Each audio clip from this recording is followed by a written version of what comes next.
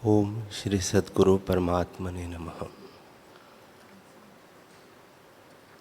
श्री योग वशिष्ठ महारामायण निर्वाण प्रकरण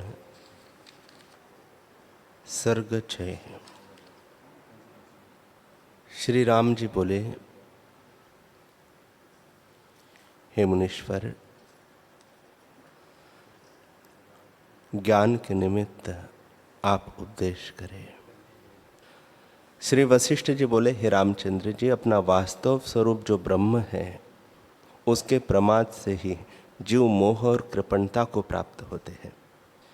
जैसे लुहार की खाल वृथा श्वास लेती है, वैसे ही इनकी चेष्टा व्यर्थ है। इनकी चेष्टा और बोलना अनर्थ के निमित्त है। जैसे धनुष से जो बाण निकलता है वह हिंसा के निमित्त है, उससे और कुछ कार्य सिद्ध नहीं होता, वैसे ही अज्ञानी की चेष्टा और बोलना अनर्थ और दुख के निमित्त ही है, सुख के निमित्त नहीं, और उसकी संगति भी कल्याण के निमित्त नहीं। जैसे जंगल के ठूठ वृक्ष से छाया और फल की इच्छा करनी व्यर्थ है, उससे कुछ फल नहीं होता, और ना ही विश्राम के निमित्त छाया ही प्राप्त होती है, वैसे ही अज्ञानी जीव की संगति से सुख नहीं होता, उनको दान देना व्यर्थ है। जैसे कीचड़ में घृत डालना व्यर्थ है, वैसे ही मूर्खों को दिया हुआ दान व्यर्थ ही है। उनसे बोलना भी व्यर्थ है। जैसे यज्ञ में कुत्ते को बुलाना निष्फल है, वैसे ही उनसे बोलना निष्फल है। हे रामचंद्र जी, जो अज्ञानी जीव है, वे संसार में आते जाते और जन्मते मरते हैं और संसार में आस्था करते हैं। वे पुत्र, दारा, बांधव, धन आदि से ममत्व बुद्धि करते हैं, पर इस मिथ्या दृष्टि से वे दुख पाते हैं और मुक्ति कदाचित नहीं होती, क्योंकि वे अनात्मा में आत्मबुद्धि का त्याग नहीं करते और ममता बुद्धि में दृढ़ रहते हैं। हे रामचंद्र जी, जो अज्ञानी हैं, वे असत पदार्थों को देखते हैं और वस्तु रूप की ओर से अंधे हैं। इससे वे परमार्थ धन से विमुख रहते हैं। नरक का सार जो स्त्री आदि है, उनमें वे प्रीति करते हैं और उनको देखकर प्रसन्न होते हैं। जैसे मेघ को देखकर मोर प्रसन्न होता है, वैसे ही स्त्री आदि को देखकर मूर्ख प्रसन्न होते हैं। हे रामचंद्र जी, मूर्ख को मारने के निमित्त स्त्री विष की बेली है, नेत्र उसके फूल है, होठ पत्ते हैं, स्तन गुच्छे है, और अज्ञान रूपी भंवरे वहां विराजमान होते हैं और उनका नाश करती हैं। मति रूपी तालाब में हर्ष रूपी कमल और चित्त रूपी भंवरे सदा रहते हैं, और अज्ञान रूपी नदी में दुख रूपी लहरें और तृष्णा रूपी बुलबुले उठते हैं। यह नदी मरण रूपी बड़वाग्नि में जा पड़ेगी। हे रामचंद्र जी, जब जन्म होता है तब जीव महागर्भ अग्नि से जलता हुआ निकलता है और महामूर्ख अवस्था में निकलकर दुखी होता है। वह जब यौवन अवस्था को प्राप्त होता है तब विषयों को सेवन करता है, वे भी दुख के कारण होते हैं।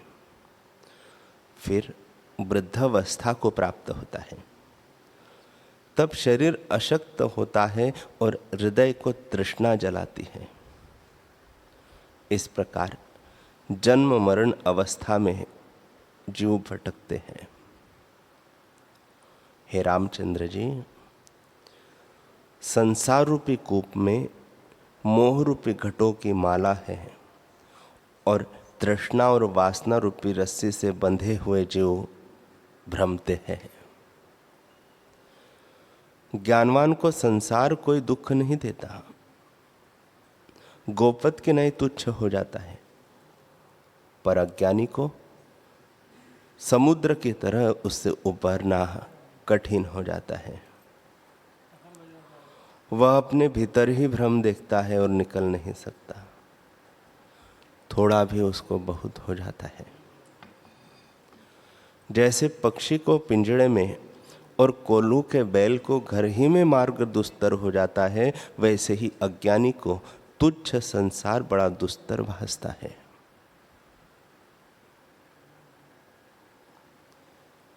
हे रामचंद्र जी, जगत को रमणीय जानकर जीव उसके जिन पदार्थों की इच्छा करता है वे सब पंच भौतिक पदार्थ है, पर वह मोह से उनको सुंदर जानता है, उनमें प्रीति करता है और उन्हें स्थिर जानता है। वे सब अनर्थ के निमित्त होते हैं। हे रामचंद्र जी, अज्ञान रूपी चंद्रमा के उदय से भोग रूपी वृक्ष पुष्ट होते हैं। वे जन्मों की परंपरा रूपी रस को पाते हैं, कर्म रूपी जल से सिंचते हैं और पुण्य और पाप रूपी मंजीरी उनमें होती है।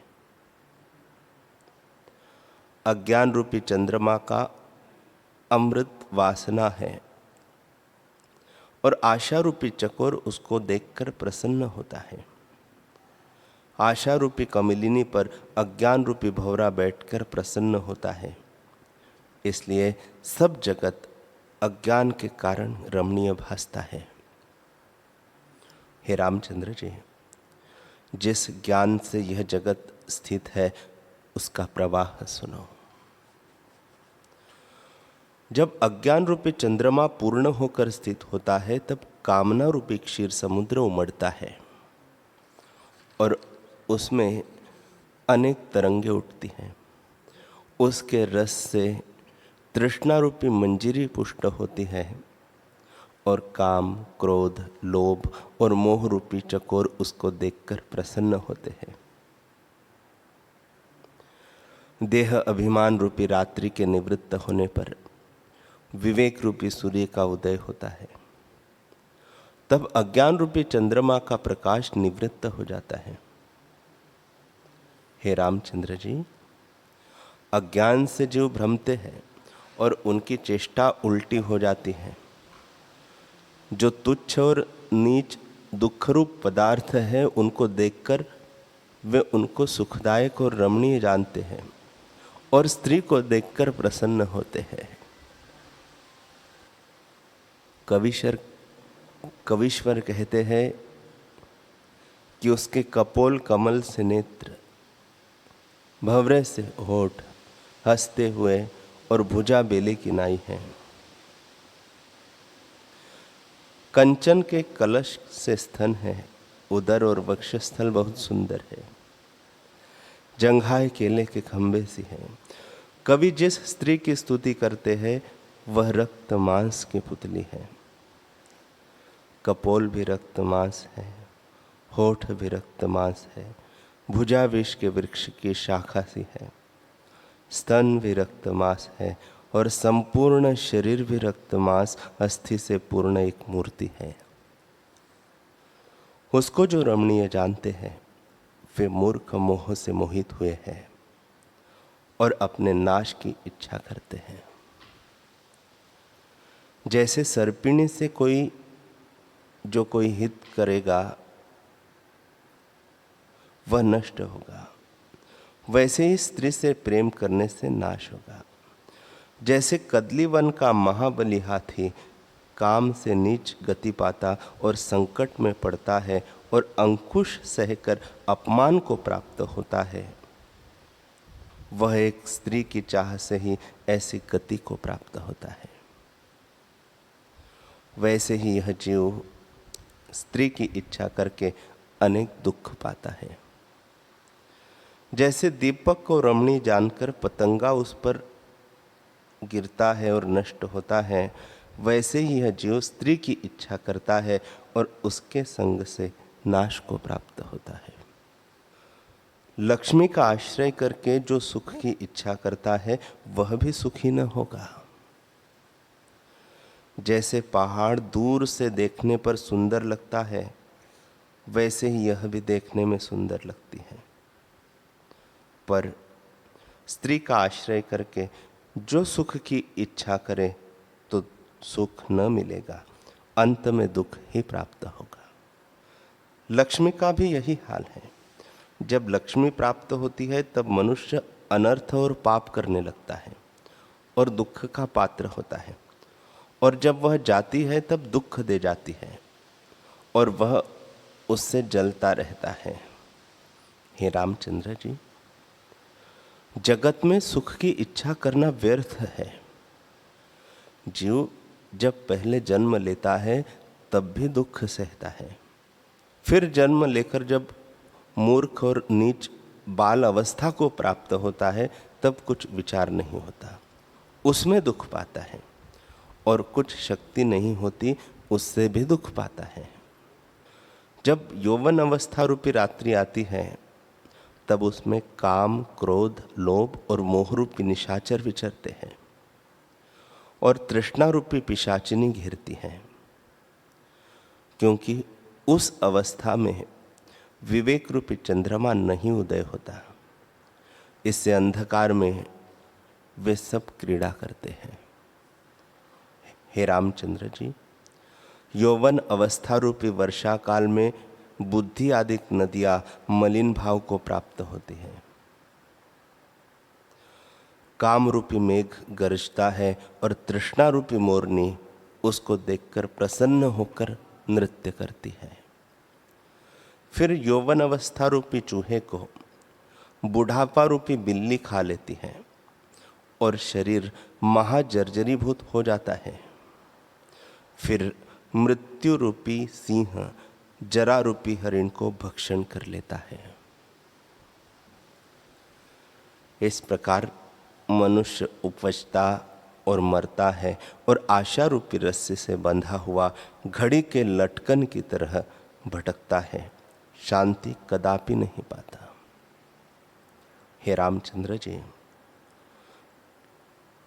यह ब्रह्मांड एक वृक्ष है, उसमें जीव रूपी पत्ते लगे हैं, वे कर्म रूपी वायु से हिलते हैं। उसमें अज्ञान रूपी जड़ता है। चित्त रूपी ऊंचा वृक्ष है, उस पर लोभ आदि उल्लूप बैठते हैं। जगत रूपी सरोवर में शरीर रूपी कमल है, उस पर जीव रूपी भंवरे आकर बैठते हैं और काल रूपी हाथी आकर उनको चट कर जाता है। हे रामचंद्र जी, जनता रूपी जीर्ण पक्षी आशा रूपी फंदे से बंधे हुए वासना रूपी पिंजड़े में पड़े हैं। वे राग द्वेष रूपी अग्नि में जल भूनकर काल रूपी पुरुष के मुख में पड़े प्रवेश करते हैं। जन रूपी पक्षी उड़ते फिरते हैं। किसी दिन जब काल रूपी व्याध जाल फैलावेगा तब उनको फंसा लेगा। हे रामचंद्र जी, संसार रूपी तालाब में जीव रूपी मछलियां हैं और काल रूपी बगुला उनको भोजन करता है। काल रूपी कुम्हार जन रूपी मृत्तिका के बर्तन बनाता है और वे शीघ्र ही फूट जाते हैं। जीव रूपी नदी कर्म रूपी तरंगों को फैलाती है और काल रूपी बड़वाग्नि में जा पड़ती है। जगत रूपी हाथी के मस्तक में जीव रूपी मोती है, उस हाथी को काल रूपी सिंह भोजन कर जाता है। वह काल रूपी भक्षक ऐसा है कि उसमें ब्रह्मा को भी नहीं छोड़ा। इस तरह सबको खाकर भी वह तृप्त नहीं होता। जैसे घृत की आहुति से अग्नि तृप्त नहीं होता, वैसे ही काल जीवों के भोजन से तृप्त नहीं होता। हे रामचंद्र जी, एक निमेष में अनेक जगत उपजते हैं और निमेष में लीन हो जाते हैं। सबके अभाव में जो शेष रहता है वह रुद्र है। फिर वह भी निवृत्त होता है और सबके पीछे एक परम तत्व ब्रह्म सत्ता रहती है। हे राम जी, जो कुछ जगत है वह अज्ञान से भासता है। जन्म, मरण, बाल अवस्था, यौवन और वृद्धादि विकार अज्ञान से भासते हैं और अज्ञान के नष्ट होने पर सब नष्ट भी हो जाते हैं। जब तक आत्मविचार नहीं उपजता तब तक अज्ञान रहता है और जब आत्मविचार उपजता है तब अज्ञान रूपी रात्रि निवृत्त हो जाती है। केवल ब्रह्मपद भासता है। श्री वशिष्ठ जी बोले, हे रामचंद्र जी, यह संसार रूपी यौवन चेतन रूपी पर्वत के श्रृंग पर स्थित है और अविद्या रूपी बेली उसमें बढ़कर विकास को प्राप्त हुई है। सुख दुख, भाव अभाव और अज्ञान उसके पत्र, फूल और फल है। जहाँ अविद्या सुखरूप होकर स्थित होती है वहाँ ऊंचे सुख का भोग कराती है और सत्य प्रतीत होती है, और जहाँ दुखरूप होकर स्थित होती है वहाँ दुखरूप भासती है। वे ही सुख व दुख इसके फल हैं। दिन फूल है और रात्रि भंवरे है। जन्म अंकुर है और यह भोग रूपी रस से पूर्ण है। जब विचार का घुन अविद्या रूपी वृक्ष को खाने लगता है तब नष्ट हो जाती है। जब तक विचार रूपी घुन नहीं लगा तब तक वह दिन दिन बढ़ती और दृढ़ होती जाती है। हे रामचंद्र जी, अविद्या रूपी बेली का मूल संवित का फूरना है, उससे यह फैली है। तारागण उसके फूल है, चंद्रमा और सूर्य उसका प्रकाश है। दुष्कृत कर्म रूपी नरक स्थान कंटक है। शुभ कर्म रूपी स्वर्ग उसके फूल है और सुख दुख रूपी फल इसमें लगते हैं। जीव उसके पत्ते हैं जो काल रूपी वायु से हिलते और जीर्ण होकर गिर पड़ते हैं। पृथ्वी उसकी त्वचा है, पर्वत पीड़ है। उसमें मरण रूपी छिद्र, जन्म रूपी अंकुर और मोह रूपी कलिया है, जिसके महासुंदर गोरे अंग हैं। उनसे जीव मोहित होते हैं, जैसे स्त्री को देखकर पुरुष मोहित होते हैं। यह 7 समुद्र के जल से सिंची जाती है और उससे पुष्ट होती है। उस बेली में एक विषधर सर्पिणी रहती है। जो कोई उसके निकट जाता है उसको काटती है और वह मूर्छित होकर गिर पड़ता है। संसार रूपी मूर्छा की देने वाली तृष्णा रूपी सर्पिणी है। वह बेली अन्यथा नष्ट नहीं होती। जब विचार रूपी घुन उसको लगे तो नष्ट हो जाती है। हे रामचंद्र जी, जो कुछ प्रपंच तुमको भासता है सो सब अविद्या रूप है। कहीं अविद्या जल रूप हुई है, कहीं पहाड़, कहीं नाग, कहीं देवता, कहीं दैत्य, कहीं पृथ्वी, कहीं चंद्रमा, कहीं सूर्य, कहीं तारे, कहीं तम, कहीं प्रकाश, कहीं तेज, कहीं पाप, कहीं पुण्य, कहीं स्थावर तो कहीं मूढ़ रूप, कहीं अज्ञान से दीन और कहीं ज्ञान से आप ही क्षीण हो जाती है।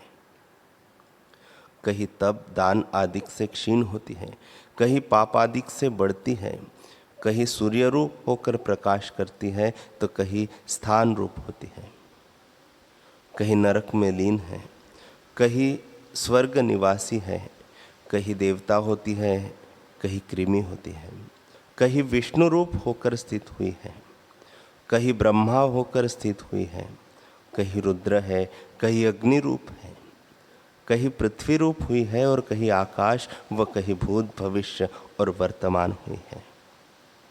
हे रामचंद्र जी, जो कुछ देखने में आता है वह सब महिमा इसी की है। ईश्वर से तृण पर्यंत सब अविद्या रूप है। जो इस दृश्य जाल से अतीत है उसको आत्मलाभ जानो। राम जी ने पूछा, है ब्रह्मन, विष्णु और हर आदिक तो शुद्ध आकार आकाश जाति है, उनको अविद्या तुम कहते हो? यह सुनकर मुझे संशय उत्पन्न हुआ है। श्री वशिष्ठ जी बोले, हे रामचंद्र जी, प्रथम यह सुनो कि अविद्या और तत्व किसको कहते हैं। जो अविद्यमान हो और विद्यमान भासे वह अविद्या है, और जो सदा विद्यमान है उसको तत्व कहते हैं। हे राघव, शुद्ध संवित और कलना से रहित जो चिन्मात्र आत्मसत्ता है वही तत्व है। उसमें जो अहम उल्लेख से संवेदन कलना पूर्ण रूप से फूरी है वही चिन्मात्र संवित का आभास है। वही संवेदन फुरकर स्थान भेद से सूक्ष्म, स्थूल और मध्य भाव को प्राप्त हुआ है, और फिर वही दृढ़ स्पंद से मनन भाव को प्राप्त हुआ है। सात्विक, राजस और तामस तीनों उसी के आकार हैं। वह अविद्या त्रिगुण प्राकृत धर्मिणी हुई है, और तीन गुण जो तुमसे कहे हैं वे भी एक एक गुण तीन तीन प्रकार के हैं, जैसे अविद्या के गुण 9 प्रकार के भेद को प्राप्त हुए हैं। जो कुछ तुमको दृश्य भासता है वह अविद्या के 9 गुणों में है। ऋषिश्वर, मुनीश्वर, सिद्ध, नाग, विद्याधर और देवता अविद्या के सात्विक भाग हैं, और उस सात्विक भाग के विभाग में नाग सात्विक तामस है, विद्याधर, सिद्ध, देवता और मुनीश्वर अविद्या के सात्विक भाग में सात्विक राजस है, और हरिहर आदि केवल सात्विक है। हे रामचंद्र जी, सात्विक जो प्रकृत भाग है उसमें जो तत्वज्ञ हुए हैं वे मोह को नहीं प्राप्त होते हैं, क्योंकि वे मुक्ति रूप होते हैं। हरिहर आदि शुद्ध सात्विक है और सदा मुक्ति रूप होकर जगत में स्थित है। वे जब तक जगत में है तब तक जीवन मुक्त है, और जब देह मुक्त हुए तब परमेश्वर को प्राप्त होते हैं। हे रामचंद्र जी, अविद्या के 2 रूप हैं। एक अविद्या विद्या रूप होती है, जैसे बीज फल होता है और फल बीज होता है। जैसे जल में बुलबुला उठता है वैसे ही अविद्या में विद्या उपजती है, और विद्या से अविद्या लीन होती है। जैसे काष्ठ से अग्नि उपजकर काष्ठ को जलाती है, वैसे ही विद्या अविद्या से उपजकर अविद्या का नाश करती है। वास्तव में सब चिदाकाश है। जैसे जल में तरंग कलना मात्र है, वैसे ही विद्या अविद्या की भावना मात्र है। उसको त्याग कर शेष आत्म तत्व ही रहता है। अविद्या और विद्या आपस में प्रतियोगी हैं, जैसे तम और प्रकाश। इसे इन दोनों को त्याग कर आत्मसत्ता में स्थित हो। विद्या और अविद्या कल्पना मात्र है। विद्या के अभाव का नाम अविद्या है और अविद्या के अभाव का नाम विद्या है। यह प्रतियोगी कल्पना मिथ्या है। जब विद्या उपजती है तब अविद्या को नष्ट करती है और फिर आप भी लीन हो जाती है। जैसे काष्ठ से उपजी अग्नि काष्ठ को जलाकर आप भी शांत हो जाती है। उससे जो शेष रहता है वह निर्वचनीय पद सर्वव्यापी है। जैसे वट बीज में पत्र, शाखा, फूल, फल और पत्ते होते हैं, वैसे ही सब में एक अनुस्यूत सत्ता ही व्याप्त है। वही ब्रह्म तत्व सर्वशक्तिमान है, उसी से सब शक्तियों का स्पंदन है। वह आकाश से भी शून्य है। जैसे सूर्यकांत मणि में अग्नि होती है और दूध में घृत है, वैसे ही सब जगत में ब्रह्म व्यापक हो रहा है। जैसे दधी के मथे बिना घृत नहीं निकलता, वैसे ही विचार बिना आत्मा नहीं भासता। जैसे अग्नि से चिंगारी और सूर्य से किरणें निकलती हैं, वैसे ही यह जगत आत्मा का किंचन रूप है। जैसे घट का नाश होने पर भी घटाकाश अविनाशी है, वैसे ही जगत के अभाव में भी आत्मा अविनाशी है। हे रामचंद्र जी, जैसे चुंबक पत्थर की सत्ता से जड़ लोहा चेष्टा करता है, परंतु चुंबक सदा करता ही रहता है, वैसे ही आत्मा की सत्ता से जगत देहादिक चेष्टा करते हैं और चेतन होते हैं, परंतु आत्मा सदा करता है।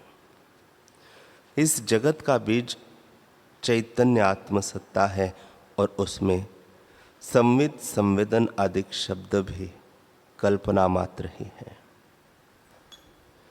जैसे जल को कहते हैं कि बहुत सुंदर और चंचल है और जल ही जल है, वैसे ही संवेदन आदि सब चैतन्य रूप है। जहाँ न किंचन है न अकिंचन है, वही तुम्हारा स्वरूप है।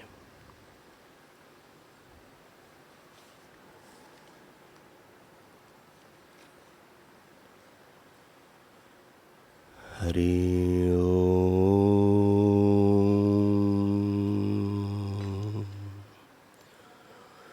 हरि ओम।